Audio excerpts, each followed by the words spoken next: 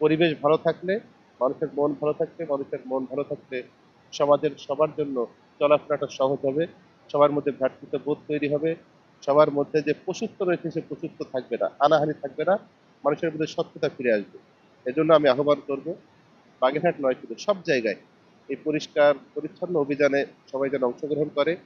যার বাড়িতে যারা আছে তার বাড়ি সে পরিষ্কার করবে, হাসপাতালে আজকে তত্ত্বাবধায়ক আছে তার মাধ্যমে তার পরিচ্ছন্ন কর্মীরা এখানে পরিষ্কার করবে, অফিস আদালতের চত্বরে যেসব ময়লা আবর্জনা আছে তারা তাদের দায়িত্ব পালন করে পরিষ্কার পরিচ্ছন্ন করবে, পৌরসভার পরিচ্ছন্ন কর্মী যারা আছে তারা পৌরসভা পরিষ্কার পরিষ্কার করবে। এভাবে সব জায়গায় যদি আমরা পরিষ্কারের কাজটা করতে পারি তাহলে আমাদের এই সাধারণ মানুষের পরিচ্ছন্নতা ফিরে আসবে বলে আমরা মনে করি। তাই আমি সাংবাদিক ভাইদের মাধ্যমেও সকলের কাছে এই মেসেজটি পৌঁছাতে চাই, আপনারা আমাদের সঙ্গে পরিষ্কার পরিচ্ছন্ন কার্যক্রমে অংশগ্রহণ করুন, নিজে ভালো থাকুন, সমাজকে ভালো রাখুন এবং আমাদের দেশের সব জায়গায় পরিচ্ছন্নতা ফিরে দেওয়ার চেষ্টা করুন। ধন্যবাদ আপনাদের।